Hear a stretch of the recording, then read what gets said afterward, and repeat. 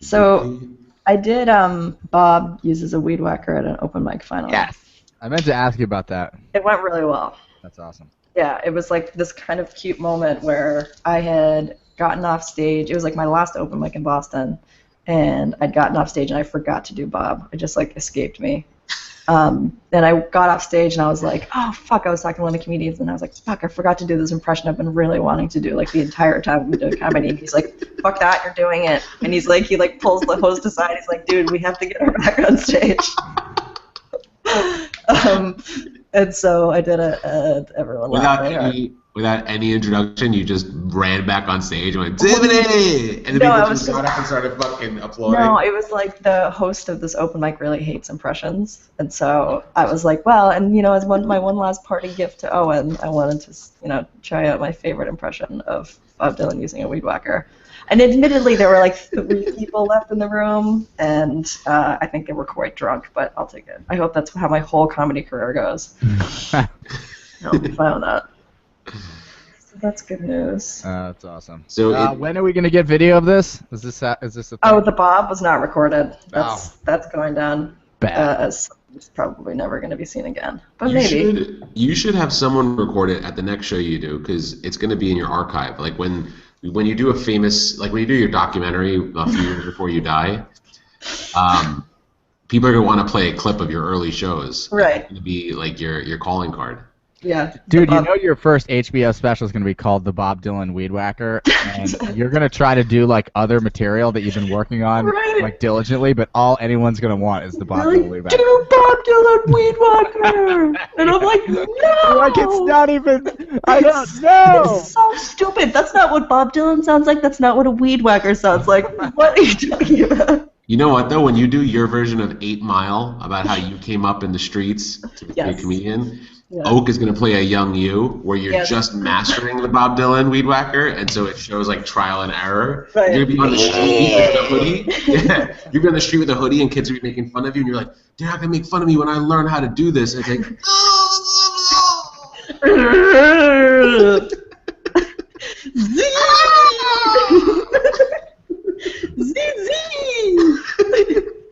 Shit, that's too French. It was good times. That was, when you did that, I was gonna say that's too French.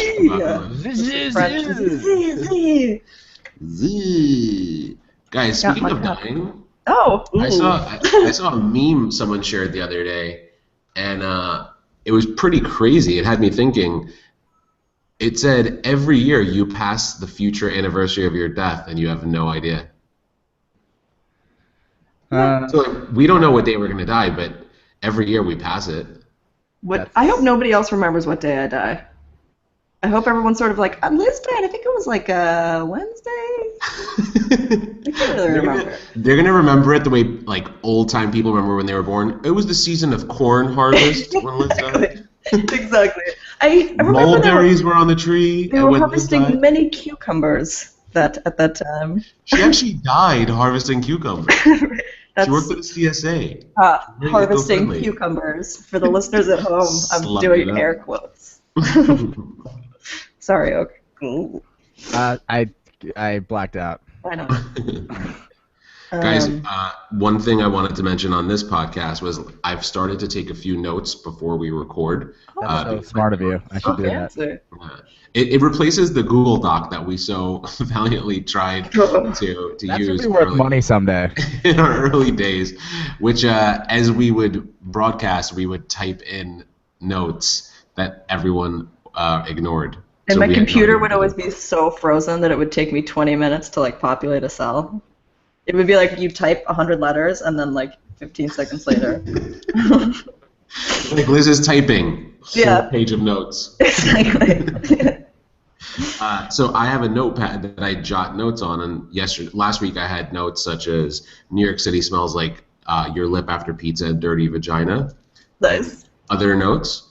And I left the notepad in this conference room the whole day. And then the next day I was in there, and it was just sitting in the middle of the conference room where we've had clients and prospects and colleagues, and I was in with a few people and I was like, who left this notepad in here? Meanwhile, all the previous pages are like doodles of my name. Smiley faces. Byron plus Brad Pitt. Oh! Equals love. It was so uncomfortable. That's the best that has ever happened. So now I've made notes that are a little bit more shorthand in case I leave this pad anywhere. Right. You need to like make up your own language. Exactly. Well, one of them is Dennis Rodman. They're like, what the fuck is he talking about? It's like dick farts? Like, what is that? The problem with when I write stuff in abbreviated terms and like just like quick notes is I don't remember what they were about. It defeats the purpose of ever taking notes. Me so too. like I wrote one of my notes says Jada. Like I have no idea what that means. I hope to figure it out. Yeah. And this is just a notice to you to start thinking of your shut the fuck up this week. Okay. You have the next half hour to decide on. Yes. Oh, good call. Way to signal that. Yeah, because we've been that's my favorite part of the show, and we haven't had one for 2 weeks. Yeah. I think I have one. Yeah. It's crystallizing in my brain over the next half hour. I have a lot of things crystallizing in my brain. Also, my nostrils.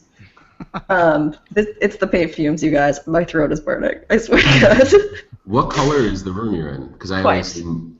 It's white. What? It was the room that was orange, and when I actually showed up, it wasn't as bright of a color orange as I remember, but still, I think it would have given me like numerous seizures.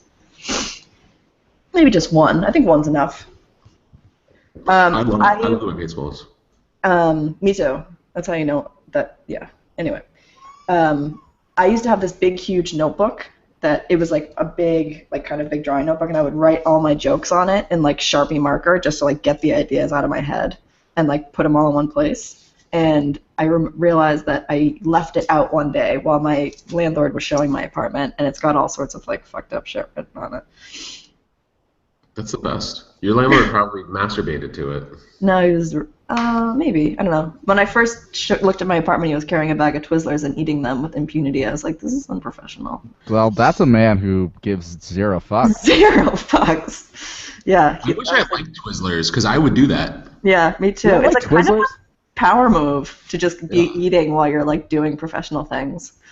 What if you just like carried around a bag of chips and was like, yeah, I feel like if people were always doing that at the ladders, and it was like such a power move to be like eating while you're talking to someone. Right. This is how dismissive I am of it. Yeah, exactly. I'm gonna eat now. Right. Eating is actually more important than what we're doing right now. Right. Mom always gets really mad at her when I eat while we're on the phone. Or gets really mad at me. So do you just like eat quietly? Yes, exactly. Or I like eat loud and allow her to rage at me because I know she's like, whatever, Mom. Come on. Whatever. Why would she get mad at you eating on the phone? Because she can hear it, and I think she assumes that I'm prioritizing food over her. This is how our minds work.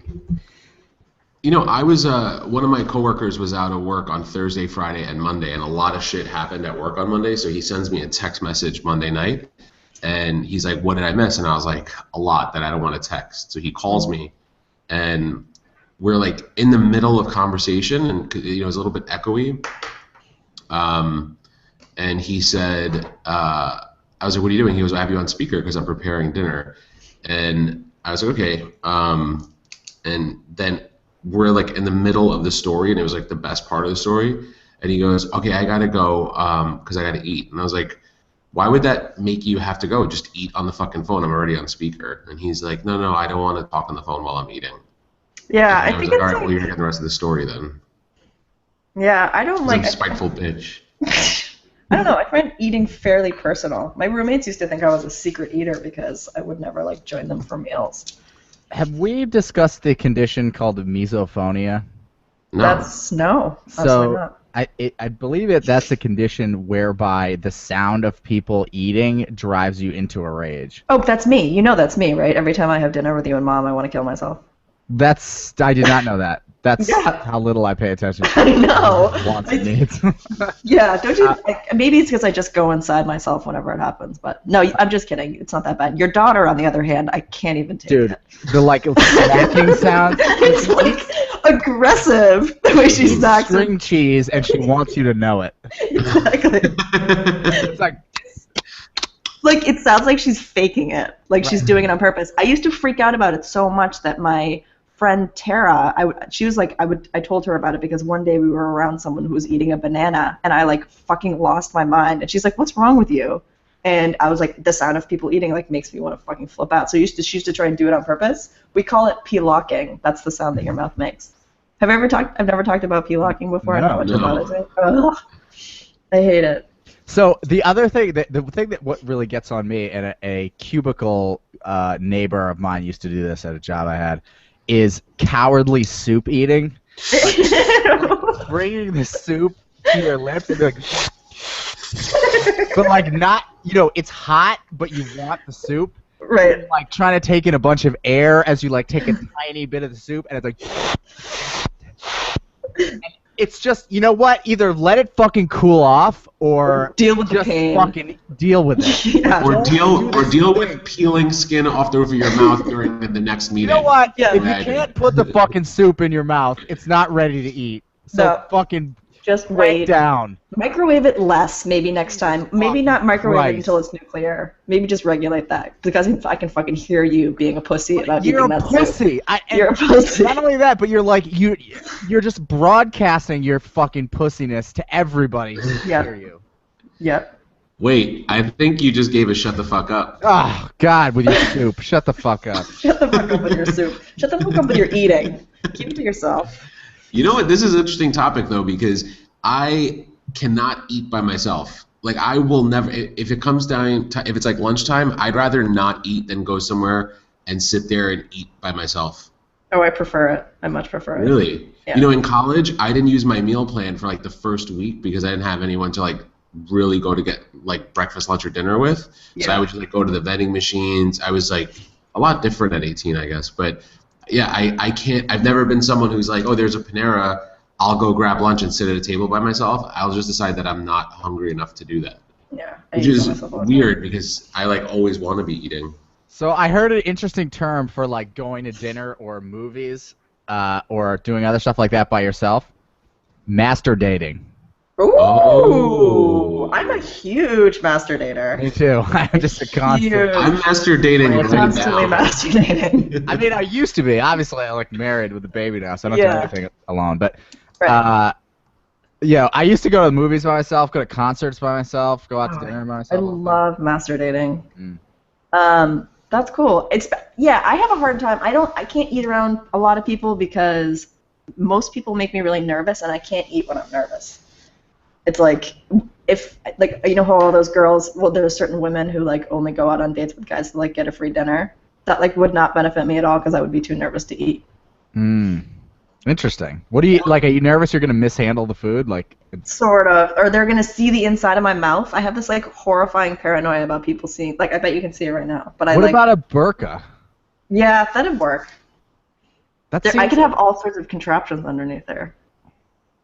What about just like a welding mask? But how do I get the food into my face? I eat everything with a straw? I'm already going that direction. Well, the welding mask kind of sits out from your face a bit, so you can kind of like reach under. Just I can eat only with eat, like, chopsticks. I can't eat anything long, though, and I love a hoagie. What if it had like a bead curtain, like? Or just like a beekeeper's mask. I think that might actually That's a really good work. one. Yeah. And then you could just pour the food in it, and it would sit like around your neck, and then you could just like, Yeah, have get some, like a truck. get some scuba gear. And then you Like can a just one-person trough. you could fill the scuba tank with soup. Then have it be infernally hot. And Yeah, just and like, don't be a pussy. Don't be a pussy and wait for it to cool. But you wouldn't be able to do that fucking pussy move, and It would because just go the shoot straight down regulator your would like throat. blow the fucking flaming soup in your mouth. yeah, it would be like feeding a foie gras goose corn. Yesterday, I went to this coffee shop by my office that I really love. The wait staff there is just really cool, and I took a client out for coffee. He wanted a tea. I just wanted a black coffee. So she brings this contraption to the guy, and she goes, here's a little tutorial on how to use it. The lid comes off. It becomes a coaster. This thing on the inside, she goes, let it steep, and then just pull it out because all the loose leaf tea is in there, and then just enjoy your tea. And he goes, oh, cool. I would have totally fucked that up. And then I pointed to her, and I pointed to my own cup, and I was like, how about a tutorial on this thing? And it was just a mug with black coffee. And she goes, oh, dip your hand in there and throw it at your face. And I was like, you're the best fuck. I get awesome. 20% tip on it. That's the perfect reaction. Yeah. She didn't even blink. She just dip your hand in there and throw it at your face. So she's friend of the pod now. Friend of the pod. Total friend of the pod. Speaking of master dating, I read an article on Elite Daily this morning that I kind of wanted to share with you guys. It's entitled, "If you find yourself dating a weirdo, never let that person go." And it basically talks about like how some people have an idea of what the ideal person is, but if you're dating someone that most consider out of their mind, all over the place, and like really eccentric and free and uninhibited, that's like the best type of person to date.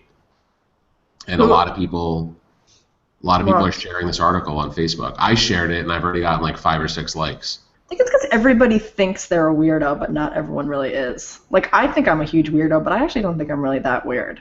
That's true. In reality. I think that's actually true. I feel like I'm pretty weird. Yeah, but and you're like... I've met some fucking weird people. Yeah, there's really weird people out there. But here are the thoughts behind it. 1, the weirdo will never let the fight be the same one. 2, the weirdo will never expect the relationship to be a certain way.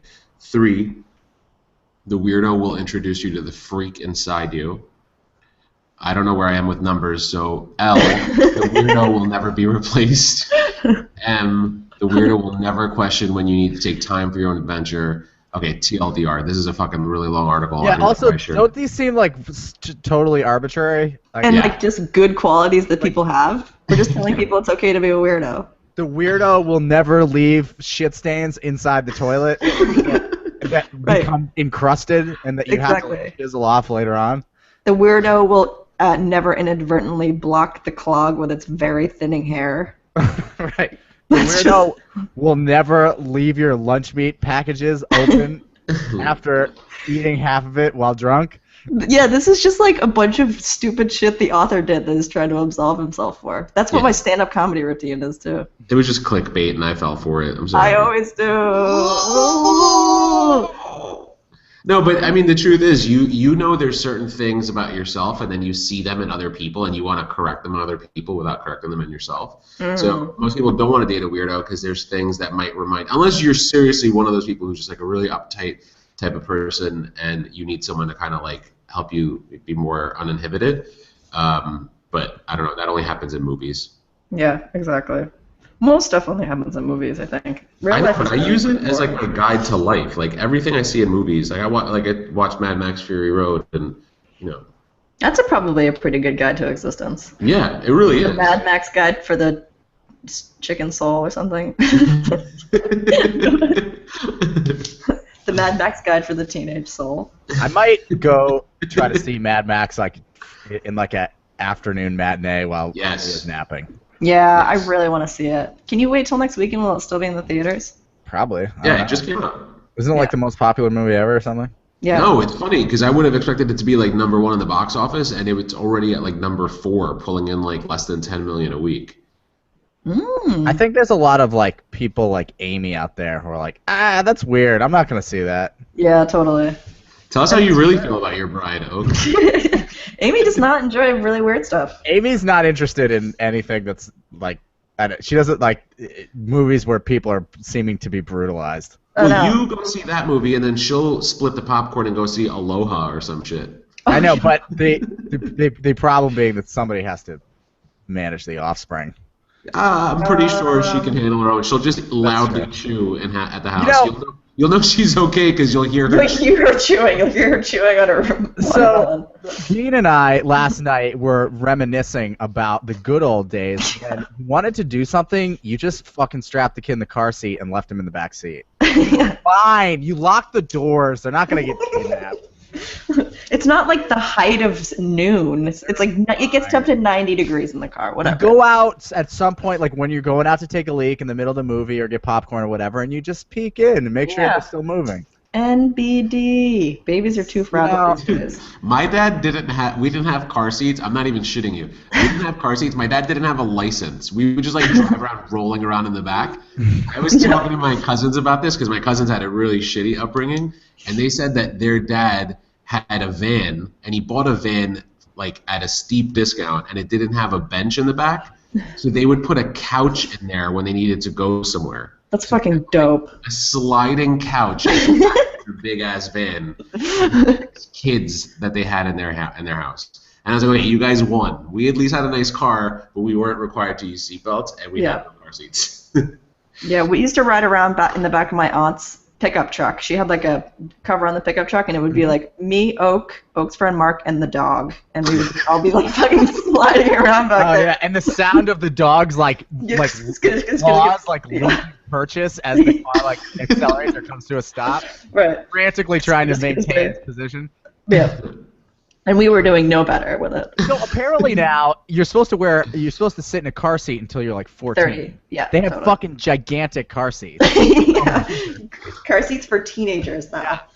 Like, no wonder we're breeding fucking fetuses. It's gonna make me uncomfortable. Like, you know when you see kids in a stroller that are like 7? Yes. It's like you're in just like an umbrella stroller and they're like fucking light up shoes or dragging along the ground. Right. It's like when you have a shopping cart and the wheel's stuck and you're in the supermarket like, right. And like the thing is just like sagging, or they have their feet on like that like plastic strap like between the front 2 wheels, and it's like touching the ground. The baby's never supposed to be big enough to get there. Right. That's a safety strap. So this is how I sort of feel about the like adolescent car seat. I mean, I'm sure we'll do it because you have to, like, legally. I don't know. Right?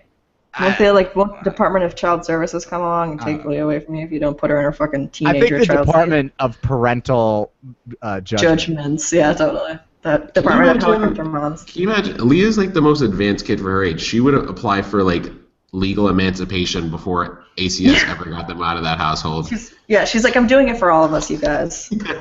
I can imagine her sitting you two on the couch, pushing her fucking lawnmower out, like so she could walk towards you, like as if she's like an old lady using a walker, spitting out her pacifier and being like, "Guys, we gotta talk." Packed all my shit up in this watermelon rind. I hollowed out that watermelon. Packed all my favorite toys in it, and I'm out. Right. I'm wearing my watermelon pants. This is all I need. And my watermelon t-shirt. Yep. And then she hustles over to the door with a droopy diaper, and then she leaves, and she comes back, and she goes, one last thing, forgot to show you guys my Bob doing a weed whacker impression. It's knocks it out of the park, and then just leaves. Nails it. Drops the mic and nails it. But she, like, still can't... Podcast. P.S. You're not a friend of my pod.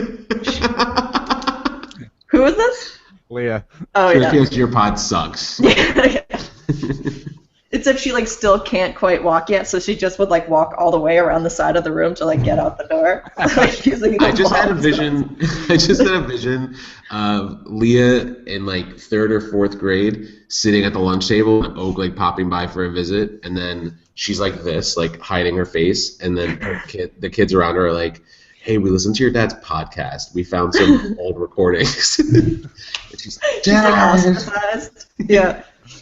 Yeah. It's also, like how you think about like porn stars' kids growing up, or like people who pose for Playboy. Like the kids find out.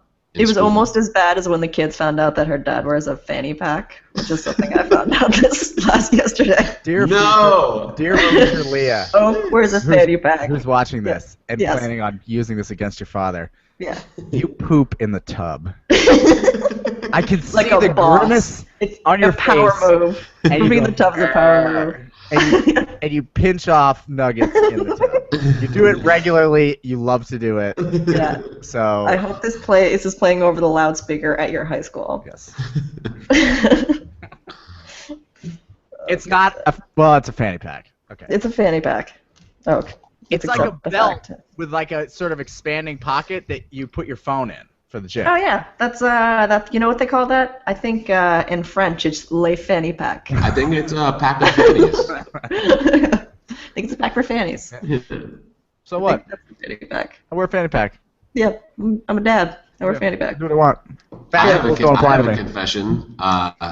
I would wear a fanny pack, so I go out for long walks on the weekend to keep my body. Oh yeah, right. You're one of them too. No, you know what I wear? I call it my fat girl belt. It's one of those slimming belts that you wrap around your stomach that causes like you to sweat extra hard, and it has magnets in the back, which I don't know what they do, but I feel like they're working on my spine.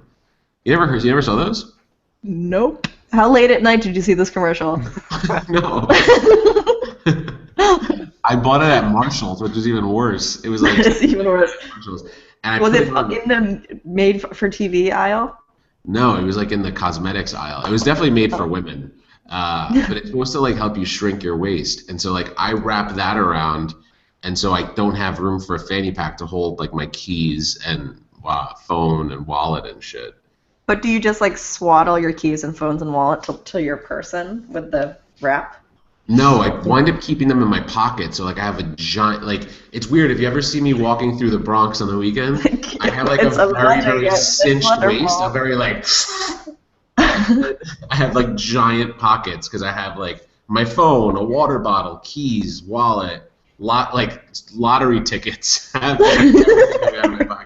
Lottery tickets everywhere. See, you need to roll like I do, which is wear cargo shorts and waterproof shoes at all times. At all times. Because you never know when you're going to be remotely appropriate. You're going to be calf deep in water. Even at your daughter's first birthday party. That's exactly what I will be wearing. Exactly what you're going to be wearing. If I'm wearing any shoes at all. Right, right. If there's not a giant splash of watermelon hitting you.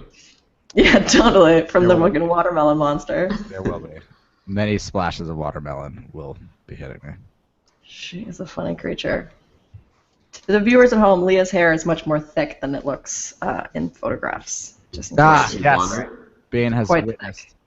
Yeah. It's growing. She's working on it. Witnessed and experienced.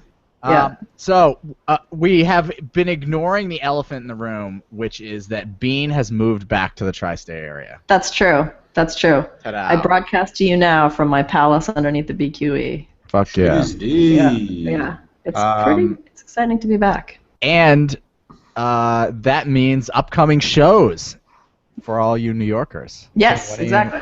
When are you going to be? I don't know. Sunday at 7 p.m. Oh yeah. Comedy Club. So yeah, it's like an open mic. So have you performed there before? Is it like a chill thing for people to come watch, or is it miserable? So when I went, there were like 3 people in the room. Audience? Yeah. Well, the guy who organized it said that was a fluke. That there's usually like between like 25 and 30 people.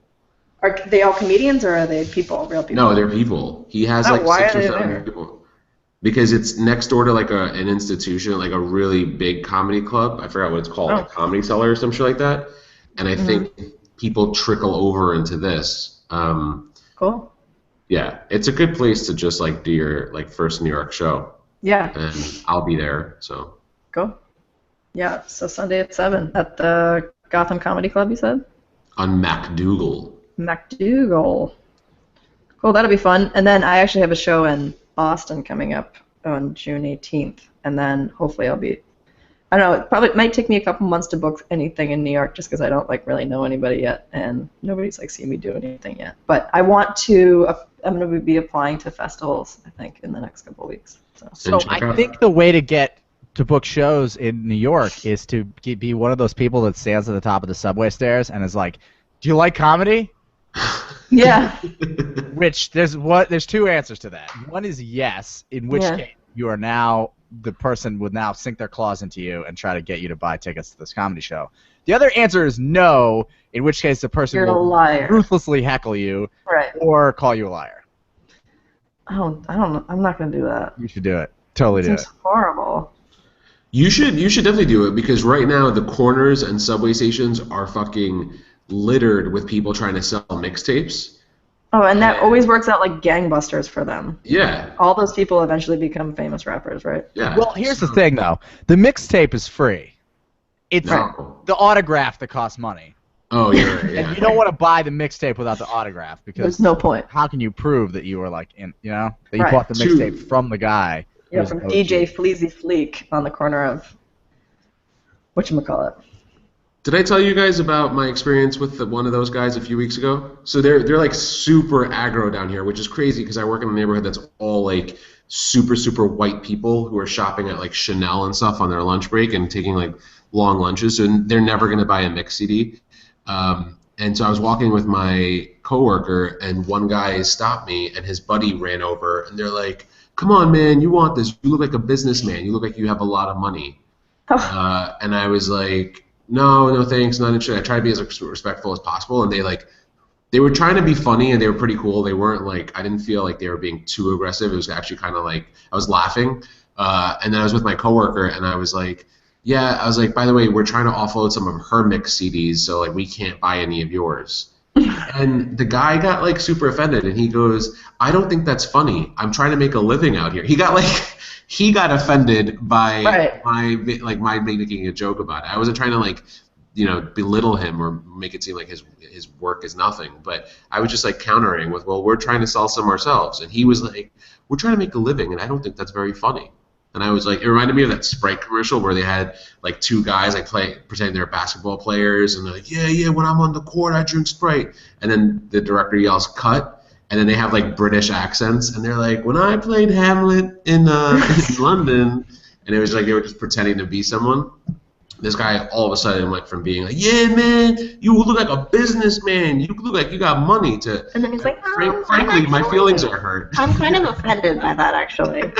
I don't think you were empathetic to. That's really weird. I think that guy needs to suck all the dicks. He needs to harvest some cucumbers.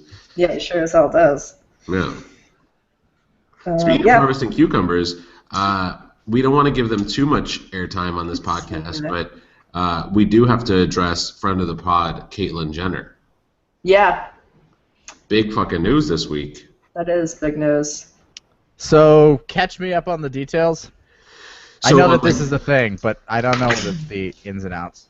Well, on like Saturday or Sunday, news leaked that June's Vanity Fair cover model would be Bruce Jenner, revealing his post-op sexiness. And then on Monday morning, Vanity Fair tweeted out like a video and a screenshot of the cover, and Bruce looks like a fucking woman. He got titties done. No one's really sure if he's gotten the little snip, but it looks like his tuck game is strong. I mean, of course his tuck game is strong. He's got the whole fucking Vanity Fair team working on it. I would also look like a beautiful woman on the cover of Vanity Fair. True. That's my beef. And it's I think the fat ass titties were a nice touch.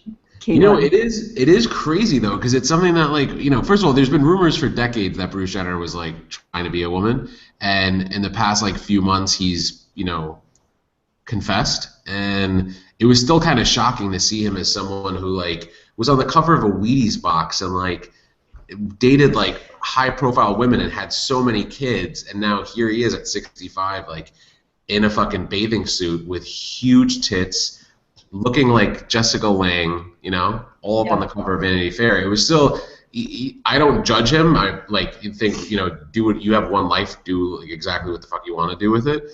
But it was still like nothing, even him saying weeks ago, I'm going to be living my life as a woman, was not preparation for seeing that same face he's had for the past 30 years I've been alive, just on a woman's body. It was still like pretty jarring. I don't know.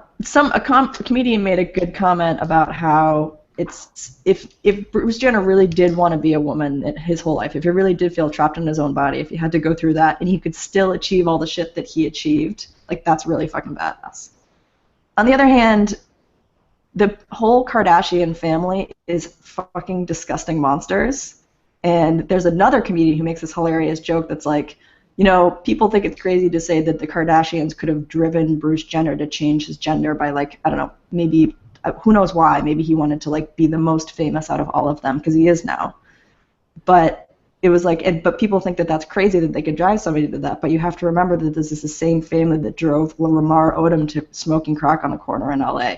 Lamar Odom is worth $51 million. He does not need to smoke crack on the corner in LA, but those fucking psychopaths probably drove him to it. I'm going to disagree with that, because I think that if you're going to be a drug addict, it's going to come from other sources, not your fame whore family. But I think that with Bruce Jenner, like, just to take this on a serious note, he said that, when he was growing up and when he was first, like, in the public eye, he felt conflicted, and there weren't really resources for someone growing up when he did who wanted to be transgender. Nowadays, like, he is the face of that, right? So there's a lot of kids who probably struggling with it. Is that a real phrase? The internet's what really saved him, because he found information on it, and he, you know, now all of his kids are grown. None of them live with him, and now's the time for him to do it. But I don't think the Kardashians had anything to do with it. I think that if anything, it probably made him feel worse. I mean, it's a catch-22 because of the Kardashians. He now has the money to do what he wants because I'm pretty sure he was, you know, not as wealthy as he was before Kim fucked Ray J. But at the same time, being in the public eye and having to make sure that you put on this macho, you know, like, hey, I fly helicopters and I love sports, and yeah, I'll go to titty bar with my son Brody and whatever the one's name is, you know. I think now that kind of like as much money and as much support as he has because of his fame through the Kardashians, I think being around them probably just made him feel worse about the fact that he was a guy. I don't know. I think it's great that, you know, there's been awareness raised about the transgender people. I don't think anyone should have no one should have to live with shame of any sort in the world. So if that makes people feel more comfortable being themselves, I think that's extremely important. That being said, I don't know. It doesn't seem, it's so sensationalized that I can't, some part of me believes that whoever produces the Kardashians was just like, listen, we need a new storyline and we need it quick. Yeah, I don't understand why I care about this. I mean, I get it that he was like an Olympian, but then I haven't heard of this guy for a really long time. And, you know, I mean, I know that his name was in some record books, and Bruce Jenner, yeah, he was a great athlete. And so now he got a transgender surgery and he's living as a woman. Like, that's great. I mean, I'm happy that he's happy and that you know, I hope things are working out for him. But I don't understand why it's such a big deal. Right. Oak, if you panned your camera down below your desk, we'd all see you wearing stilettos right now. Cargo shorts, but like sexy ass stilettos. That's true. Ew, I don't want to see your feet. They're gross. Barefoot. They're gross. I admit. But you know, like Yeah, I don't trust all, like, people are having so many feelings about this, like, so many feelings, and I just don't trust all of these feelings that are based on, like, something that came out of the Kardashians. I don't know. That's just how I feel. I mean, it was crafted by Hollywood, obviously. But I don't know, like, is the response, like, is this something that, I guess it was, it being Vanity Fair and all, it's like an overwhelming gesture of support to the transgender community, which is fucking awesome. Yeah. And I'm sure that there's people in the middle of the country, or you know, people in the burbs or anywhere who feel really strongly that this is gross and weird because. I guess that's the like segment of society that I'm like not exposed to that much. Right. Is the people that think it's gross and weird. Like, I mean, I guess the circles that I operate in, it's mostly just sweet. Yeah, do whatever you want. Keep it up. Yeah. Whatever you want. Good. Live your life. Yeah. So I always feel like whenever people say, oh, we're discriminated against, or people say horrible things, like that doesn't seem that real to me, but I suppose that it is. I mean, yeah, it is. I think it really is, and I don't know.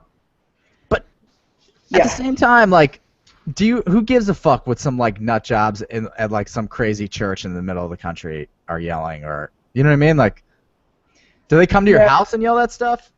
I think sometimes they do. Like in, the Laramie, that shit does actually happen in the world. People, beat the shit out of people who are like extremely different than they are. They kill them. But that's just true of people in the world.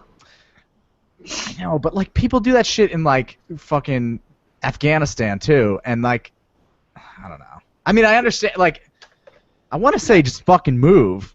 Right. Like they're everywhere, dude. They are in New York. I have friends who are super, super like out of touch. They live in New York City, and they'll post the most discriminating shit. And it's weird, A, because I guarantee you they work with the people that they hate so much, and B, they are putting it in a public forum where they have friends who fucking see that shit, and they're not hiding it. So it's weird that people. You would think that only happens in parts of the country that you don't go to, and it sounds further away from you than it is, because there are people on this podcast who are racist bigots. I'm sitting right here. Hey, but what? I will not not have a bigot. discriminating against racists on this podcast. Yeah. Racists are people too. They have feelings. Right. They have families. Racists are their own minority. I can't believe how this country has turned against racists. Exactly. When did that ever happen? You know, this country was founded by on racism. Founded on it. Exactly. Mike Huckabee was speaking at some conference for like some church, and he was basically saying how, you know, he was trying to make a joke of it. He's like, yeah, if I had known growing up that it was an option to take a shower after gym class in the girls' locker room, I would have taken advantage of it. And then on a serious note, he's talking about how you have no control over your 7-year-old daughter going into a bathroom and being confronted by a 60-year-old guy who prefers to dress as a woman. And it's just like, what a fucking loser Mike Huckabee is. I concur. But I'm voting for him. I just like the last name Huckabee. Yeah. I Heart Huckabee is a great movie. It was a great movie. And I think a lot of people might get confused by that fact and vote for him. Okay, so I feel like I've done this shut the fuck up rant before, but it's election season, so I'm going to do it again. Are we voting?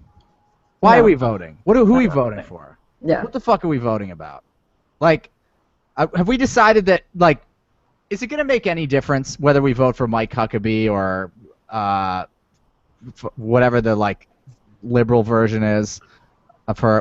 Who's the woman who wants to make everything, like, socialist? Oh, Hillary Clinton? No. She's going to win. Oh, Elizabeth Warren? Elizabeth Warren. Oh, they all want to make everything Is there any difference? Is there going to be a difference? Right. Does anything ever change? It doesn't really. Because the whole thing is a setup, right? The Republicans and the Democrats have agreed to, like, keep everyone else out of the electoral system and that they're the only ones who are going to be included. And basically they all answer to the same people because they need money to run television ads so that ignoramuses who don't do their homework will vote for them. What is this what we're voting about? Like, we're choosing between two people who are going to basically do the exact same thing. Yeah. And so here's the, like, meme. One is everybody should vote. Okay. So I haven't paid attention to fucking anything except Caitlyn Jenner for the last, like, year. But I'm going to vote because I'm supposed to, and I want to Instagram myself with a selfie with a sticker that says I voted. Yeah. I don't really know anything about what I'm voting for, but I'm voting because my opinion counts. Where did you formulate your opinion? Right. Formulated it from what? Television ads? Like memes that you saw like on MTV or whatever you did?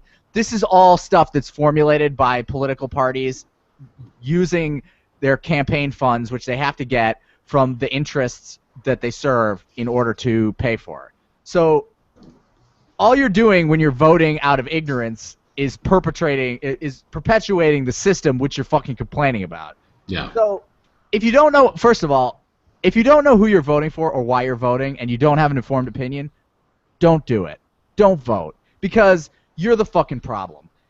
If TV ads didn't work, if they didn't affect the way the outcome of elections, then you wouldn't need like $75 million or whatever insane amount of money to run a campaign because it comes down to the TV. And the reason TV ads work is people who don't do their homework vote based on the TV ads. So this is the fucking problem. In order to get all this money, you have to make a bunch of promises to corporations and interests and unions and all this stuff, which is why nobody can get anything done once they get elected. So this is the problem. And I don't want to like disenfranchise people from our like democratic system, and I don't want to tell Leah not to vote, but you know what? If you decided, yes, I'm going to vote, at least look at the fucking Wikipedia page of the people. Right. Just take some fucking responsibility for knowing what you're doing. Like, you're making a decision that, like, you know, you're taking a part in the direction of this country a little bit. And if you don't fucking care about the direction of this country, don't vote. Don't just do it because some rich person or some famous person told you to vote. Right. And the other thing is like, don't let people tell you that a vote for a third-party candidate is wasted. Because It's not wasted.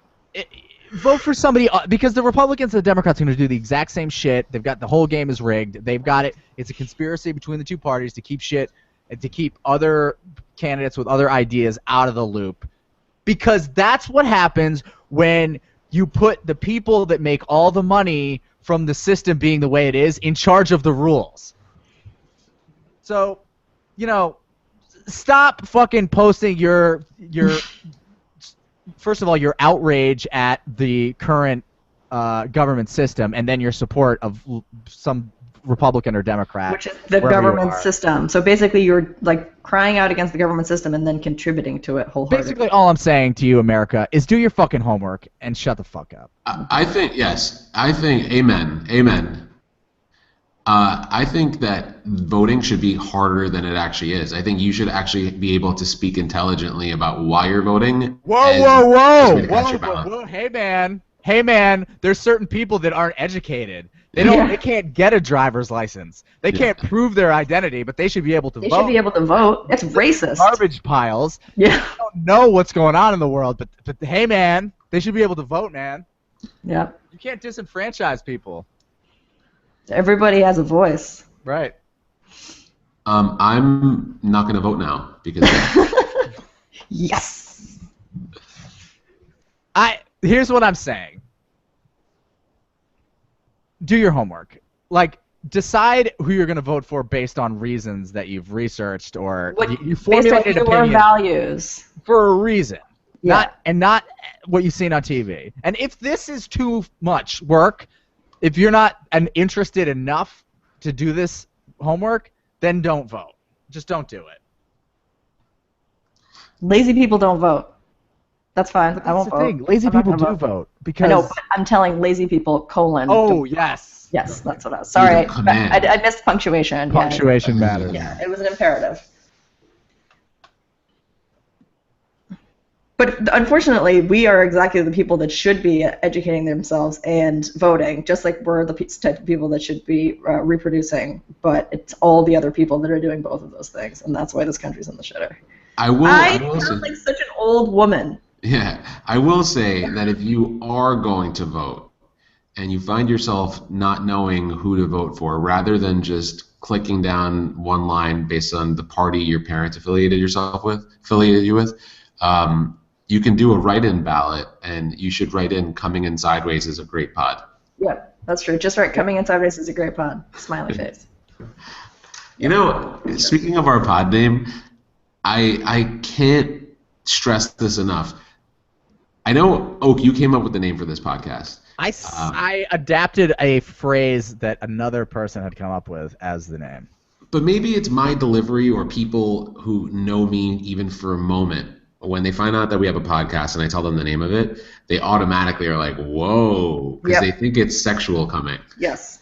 And I'm always like, no, it's coming in sideways. Like, I don't actually know. Not coming in sideways. Don't pause after coming inside. Imagine you got to go right for it. You're talking about something coming in sideways. Imagine an airplane landing and someone describing it as coming in sideways, and that's what we're talking about. One step above that, which the actual name of this podcast really should be Upside Down and on Fire. Upside Down and on Fire. Yeah. That's really what. How do we change the name to Upside Down and on Fire? It's too late. You can't change your kid's name when they're 15. I know. We have over 4 people who rely on this podcast to have this name. It's like changing the fucking Triborough Bridge to the RFK Bridge. I'm never going to think of it as the RFK Bridge. It's and having mixed signs. Like changing all the signage. Guys, seriously commit to that. Yeah. Hey, Oak, is Lisa Hall awake yet? What's she doing upstairs? Lisa. She is not awake. Can you see the... I just renamed her. Yeah, at midstream. Oh, butt up. Oh my god. Who sleeps like that besides me? She sleeps like an insane person. She's very comfortable that way. That's her favorite sleeping position. Dude, Leah has 5 teeth, which is so strange. Usually, teeth grow in pairs, and Leah only has 5. So I want to write a children's story, Byram, I hope you'll help me, called Leah's 6th Tooth. And the various adventures it's gone on its way to Leah's mouth. Have you read children's books recently? Yes, they're terrifying and weird. By terrifying and weird, you mean terrible? Yeah. They're terrible.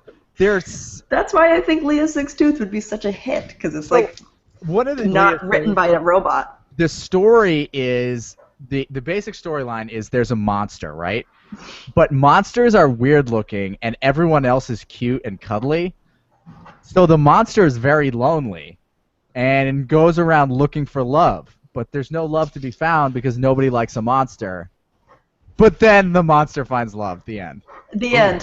Deus Ex Sometimes Machina. in surprising places, Right. the monster finds love at the end for no explicable reason. Right. This book fucking blows. This book enrages me.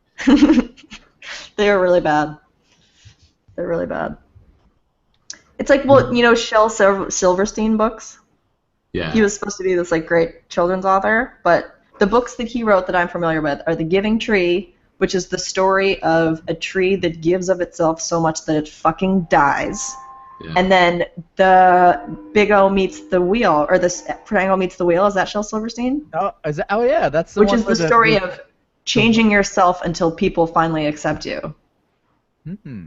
That, you know, the missing piece meets the Big O is what it is. It's about this like triangle piece that can only find circles, and so instead of like being a happy triangle, it fucking rolls itself painfully down a hill until it rounds off all of its corners. Triangle. Yeah.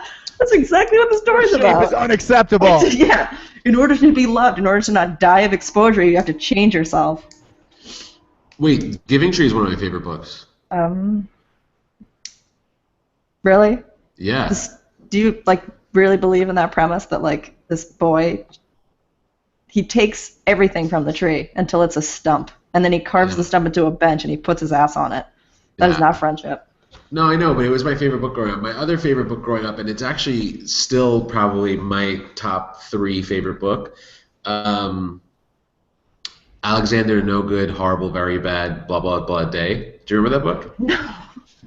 Actually, I know, but I don't remember like what it was about at all. It was like everything goes wrong from the moment he wakes up through the entire day. Like anything that can go wrong does. Oh. And it was like such an entertaining book, and I actually like I'm probably gonna Amazon Prime myself a copy just to reread it. I'm gonna read it on the train. Maybe I'll make it onto that Instagram account, Hot Guys Reading. It'll be me. It'll be me eating like a burrito at 7 a.m. reading a children's book. That's delicious. I always liked Charlie, or the Purple Crayon, Roger and the Purple Crayon, Charlie and the Purple Crayon. Harold. That was another kind of, you're not allowed to just fucking draw on everything, Harold. That's not the rules. You can't draw on everything. Harold's a rogue. He does what he wants. Dude. And he like, you know what? If he needs a solution, he's going to draw it. He's going to happen. That's true. I guess I like that idea that like you kind of envision your destiny and you draw with your purple crayon. That's cool. It's better than wearing your corners off. Yeah, exactly. To this world of circles. Allowing some douchebag to chop off all your branches because he needs them because he can't fucking come up with his own branches. Fuck that. True. Yeah. Speaking of entrepreneurial spirits, do you want to do pick of the week? Yeah. Let's. My pick of the week this week is someone who definitely drew his own destiny with a purple crayon. Russell Simmons.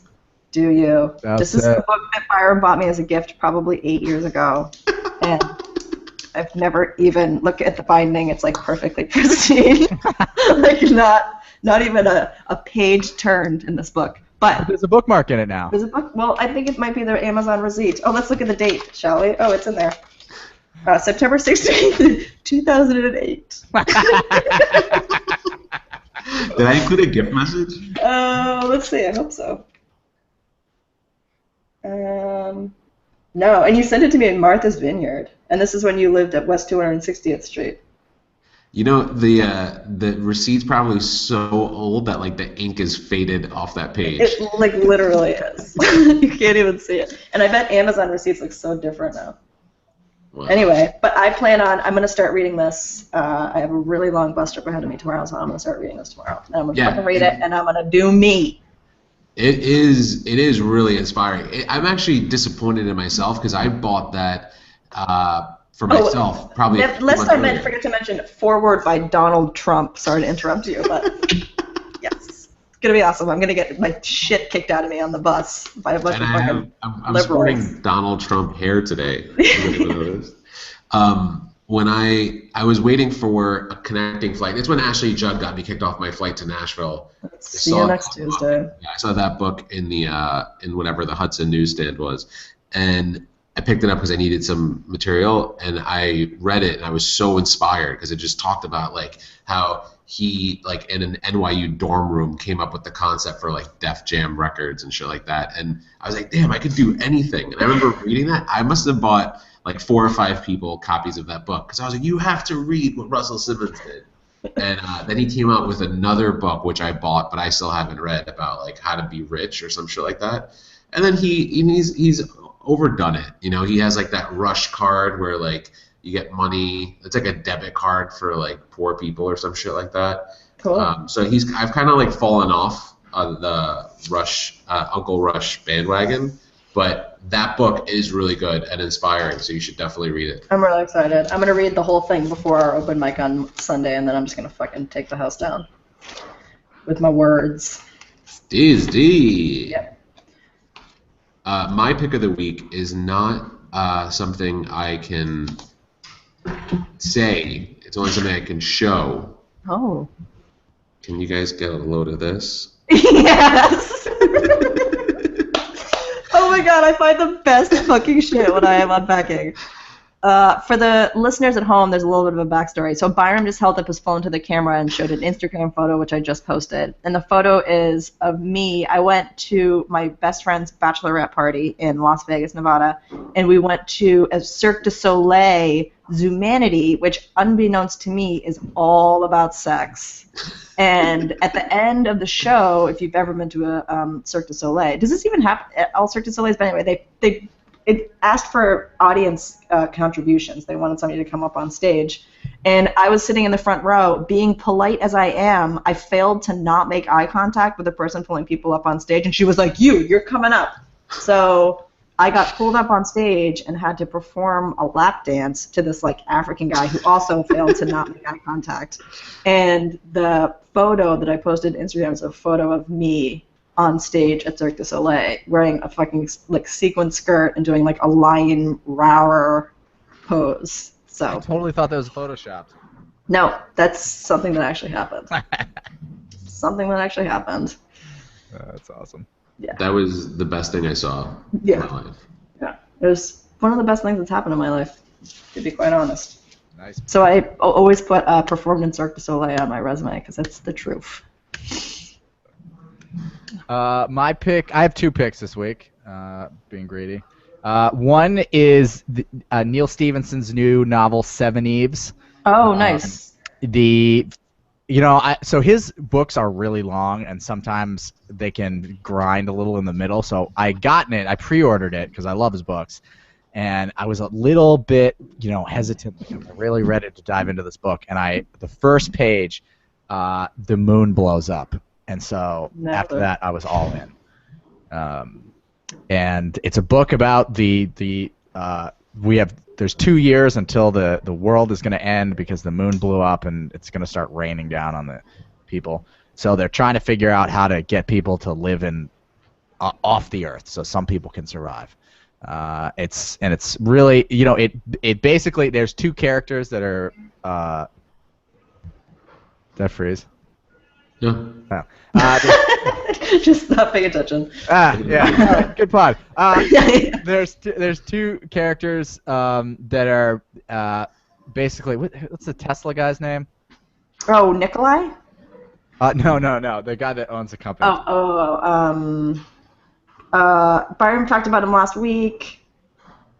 The guy who owns, he is also like buying a planet or something. Elon Musk. Jonas Salk. Eli Whitney.